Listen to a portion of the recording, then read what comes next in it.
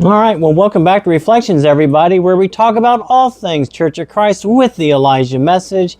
It is wonderful to be with you, spending this time together.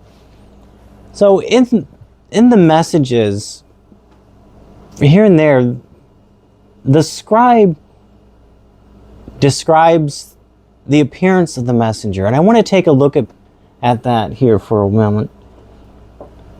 So let's go to the word of the Lord brought to mankind by an angel. And let's look at a few of these. Let's go to the first message.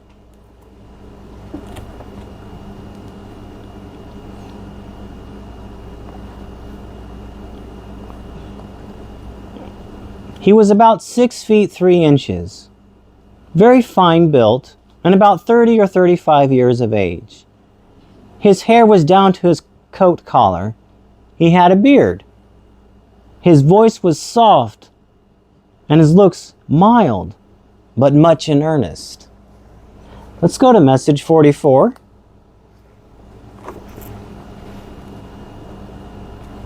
He wore a white robe that left bare his ankles and his arms a little above his waist. His collar was open so I could see into his bosom. His robe was well made, and he had on sandals of ancient style. Let's go to message 86. He had on a white robe with a purple cord, with gold tassels around his waist. He brought the light of the resurrection with him, and the light filled the room. Message 121.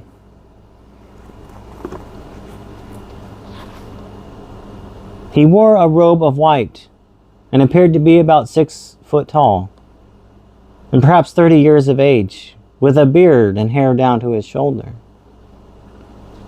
Most noticeable were his eyes, which seemed to pierce my very soul, and his appearance seemed to radiate light. His voice was deep and seemingly kind. It's interesting. Brother Draves, William Draves, one of the scribes, wrote a description of him. This is dated August 25th, 1938. He writes this: "Inasmuch as many has asked of me to give a description of the messenger that has visited me from time to time, since October 3rd, 1937. I therefore take this opportunity to describe him the best of my limited ability and descriptive power. He is very large in stature. He is beautifully formed with broad shoulders and deep-chested. He seems as a matured man in his prime. As for myself, I am only 5'7" tall, and he is much taller than I, being at least 6 feet or better. I cannot say exactly how tall he is, but I do know that he is very much taller than me, and I was dwarfed when I stood beside him. He was so much larger in every way. I never saw a man so magnificently formed.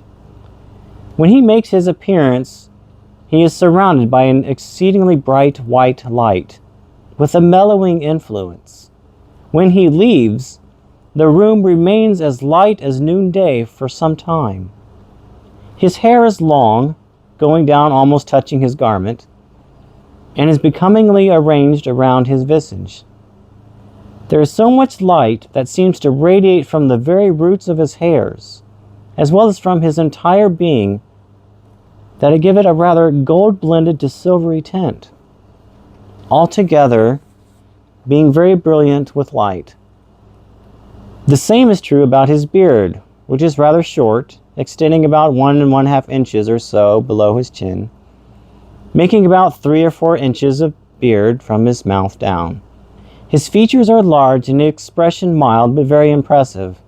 His eyes are kind, yet bright like a fiery flame. His voice is heavier than that of an ordinary many, very much in earnest. When he extended his arm over me at the time of the first visit, on the morning of October 4th, 1937, it seemed as fire issued from his tips of his fingers. The time of the third visit on January 30th, 1938, when he took hold of my shoulder. His influence seemed to penetrate my whole being. My shoulder pained from his touch and had given me many moments of discomfort. It hurt more when I felt resentful of his visits to me, or when I was neglectful to tell the church of these things. However, I was relieved of this pain the day before we arrived at the assembly on June 3rd, 1938, when I felt the presence of his heavenly being near, as witnessed by others also, when I felt healing virtue come within me. He wears a loose robe of silvery white that extended nearly to his feet and somewhat open at his chest. He had sandals on his feet. They were of ancient style. His presence called me to be very weak in body. Hours after he visited me, I would still feel weak. I hope this is made plain, however human word fail me to give an adequate description. It's interesting because people do ask, in fact, still today, people still do ask, what does he look like when you see him? In fact, we just had our General Assembly just a few months ago, and the messenger visited. And people were asking, what does he look like? My brothers and sisters, it was nice to spend this time with you, just thinking about this interesting thing.